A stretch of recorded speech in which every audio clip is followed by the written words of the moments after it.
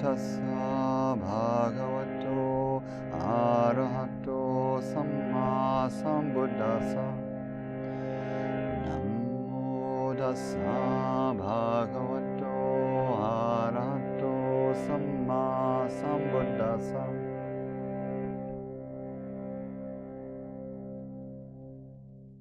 So just a mini refresher on some of the material we've come to at the end of this whole series we've been in through the beginning of the year that started with looking at the basic teaching of the Four Noble Truths, suffering, what this suffering or dukkha is, how we might understand it, the cause of suffering in craving, clinging, fixated states of the heart and mind, and then what this promise of letting go into cessation, or really the end of craving and the end of suffering looks like.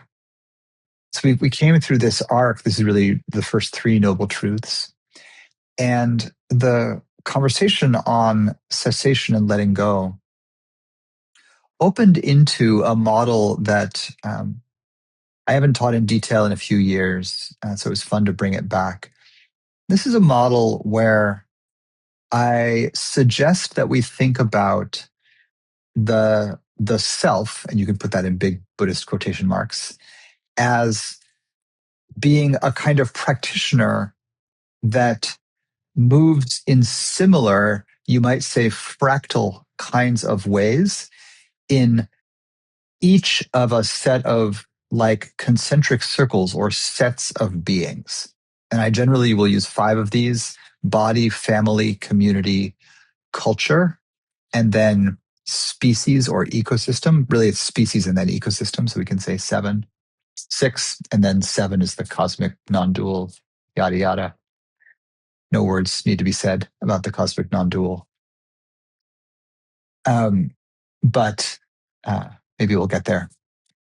But the idea is that at each of these levels or sets of beings, there's a kind of a self. That self is an amalgam. It's kind of a fiction.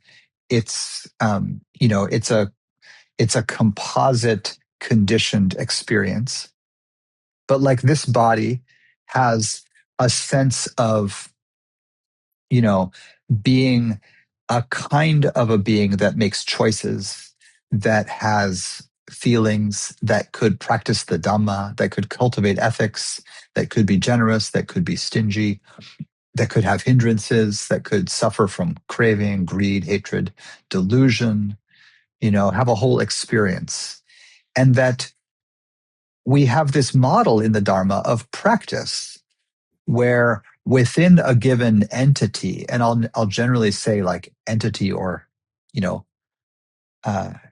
experience rather than self or being, within a given entity or experience, there's, wholesome and unwholesome states. And we have the Dhamma that encourages us to diminish the unwholesome states through practice and cultivate wholesome states through practice, right? And so most of our Dharma instructions concern the experience of the individual body doing this, the individual entity doing this. But we can think of each of these sets of beings as encompassing the ones smaller than them and as having a kind of collective experience. And so the family, and by family here, I mean not just the living members of a family who maybe live together or an extended family who are in a lot of contact, but I also mean the family as a kind of extended body, the way that like when I had my kid and I meditated on what it meant to be imminently a parent, I could feel, I could get a visceral sense of my cells as having come from the cells of other bodies in a whole web of bodies that in a sense were just, could be felt as like a single extended body over time. Yeah, not always in physical contact, but always having had a bridge of physical contact from one member to the next, right? Either from parent to child or between spouses. And so the family as this huge, actually kind of fractal entity moving through the world and then the world composed of all of these fractal entities that are in a certain way all branches of, that all merge and connect. But the family as this kind of a self. And then, of course, you can think my family has preferences. My family has practices. My family has, traumas that are not just mine as an individual, but that are really owned by the collective of this group. I've inherited, and we think about, ancestry this way. We think about generational trauma this way, but you could also think about the generational gifts. What are the songs your family sings? What are the ways that your family celebrates? How does your family experience joy, sorrow, all of this? And so I think it's relatively natural to think about the family as a kind of entity this way. So that's great. And you can think about in ways that are hopefully helpful. You can think, for instance, about, let's say there's an ailment in a family. Let's say there's a hindrance, like like you know like dullness. Let's say you notice in your family system there's a tendency toward freeze or toward non-expressivity or not really dealing with issues or kind of being shut down as a general tone in the collective, even if maybe there's one of you, maybe it's you, who, is who has kind of figured out how to do something else. And maybe you feel separate from your family in that way. And you're like, I want to do something about this in my family system. You can't as an individual, right? You can be in the various relationships you're in, but the whole system needs somehow to shift its state before that general tendency will shift. So then you can think about the whole system as having a kind of state and therefore a kind of practice, right? And so then the idea is we can think like this about sets of beings, sets of people, or living beings of multiple species, at every level of this thing. So a community is bigger than a family. It's not blood relations. It's usually activity or identity relations, something like that. And again, a community can think, can feel, can cognize, can suffer, can have a personality, and all the way out to the cultural level. And this is mostly what we've been talking about in relation to, at the moment, American, but also global culture, having certain personalities, certain old traumas. You can think of traumas like racial bias or misogyny or, any of the big isms, capitalism, as a feeling, a structure, a thought pattern, a view, a trauma that has its existence really in the body of a vast number of beings, and not all really individually, right? It's really carried not so much in individuals, but in the aggregate. So how does the aggregate of a culture experience the hindrance of greed or of hatred, or of fear? And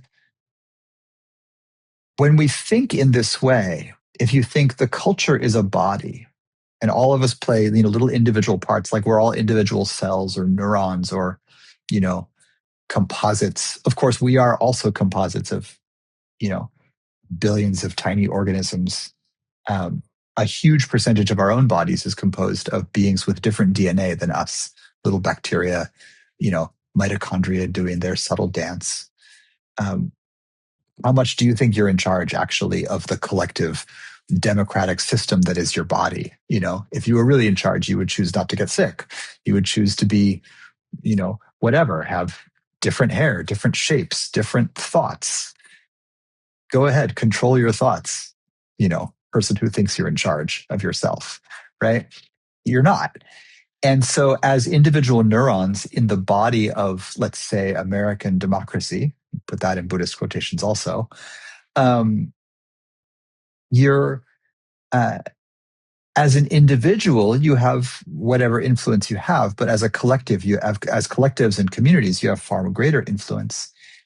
And what happens if we think of the entire body of a culture, or let's say of a big community, at least within a culture, as a kind of single being that has thoughts, feelings, perceptions, formations, consciousness, form, all of the aggregates, and then can practice?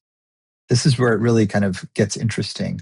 What does it mean? What would it mean for like American culture, or maybe more accessibly, let's say, sort of dial it back down to like community.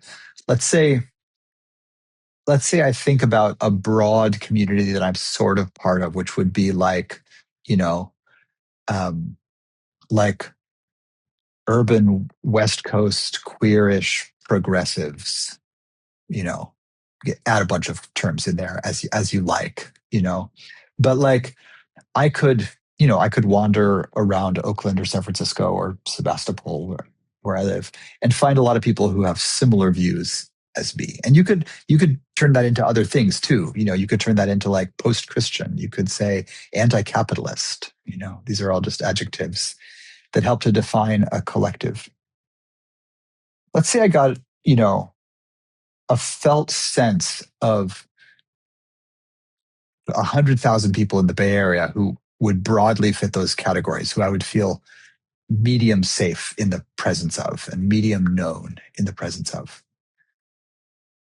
That body of people, what would it mean for that body of people to become, aware of something? Right? What does it look like when a community becomes aware? When I, as an individual, become aware of something, it arises in mindfulness. I notice something, I notice that I'm annoyed by something. I notice that I'm attracted to something. When a few thousand to a few million people that are a collective of some kind becomes annoyed by something, what's the evidence for that? And maybe that's like something goes viral, right? It's sort of like when I become sick, something has gone viral in me. Something going viral in the larger culture is something that has arisen into conscious awareness, and it's really taken off, right? It's appearing in the mind, in the collective mind. This is really a theory and a model that's around a kind of collective intelligence rather than individual. So in the collective body, what does it mean for something to come into consciousness? And so we were talking about like memes and big movements, when something like Me Too or Black Lives Matter appears in consciousness. And then when there's a backlash to those things, what's happening there? And what would it mean for a group of people, for a community then, to practice the Dhamma, to practice toward liberation? What does it mean? What would be the evidence of an entire culture, let's say, letting go?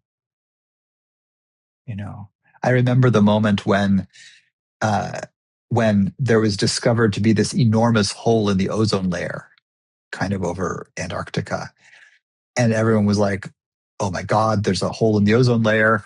And then, very relatively quickly, global scientists were like, it's, it's your aerosol spray. Like, weirdly, it was a very narrow cause. They were like, it's these chemicals used in this way. And in this kind of amazing way, almost all over the place, those things stopped being used. Like everyone let go of that thing. There was a moment when hairspray was really a spray, and then suddenly it wasn't. And it happened so broadly that the ozone layer healed up. Like it actually worked. And, what does it take for global culture to notice that their actions have been causing harm, right? So mindfulness arose. This thing is having this effect. And then to actually have renunciation arise in a self-protective way to say, oh, we shouldn't do this. And for that to actually work, Think about campaigns to like stop folks from smoking, you know? Like it's actually possible for huge groups of people, not like one by one as individuals, though that's kind of how it feels because we're immersed in the individual view, but think systemically about what it's like for an entire group of people to change their behavior in a good direction, kind of all at once, or slowly. But that's how it works in individuals too, right? I could vow to stop smoking, and it may take a while, right? I could vow to stop using hairspray, and it shouldn't take a while, but maybe it does. And, so this was the theme, was like, think about these different levels. Think of each level as a kind of individual. And then with that as the framework, ask ourselves, what does practice look like to that individual? What does a hindrance look like to that kind of individual? And this is to give us a sense of how we might think about collective action, how we might think differently about ourselves as individuals in relation to these larger systems like families, communities, or cultures, or species. So I'll end just this little brief overview there with the seed question to just reflect on, to really think about your Dharma practice, your practice of attending with mindfulness to what arises, cultivating the wholesome and minimizing the unwholesome, and exactly what kinds of actions we take to do those things. How do we cultivate the wholesome? How do we diminish the unwholesome? And then zoom out to any one of those layers that feels interesting to you and ask the same question. How does a community become mindful of something? How does a community amplify a wholesome state within it? How does a community diminish an unwholesome state within it? All right, so we'll pause there for now.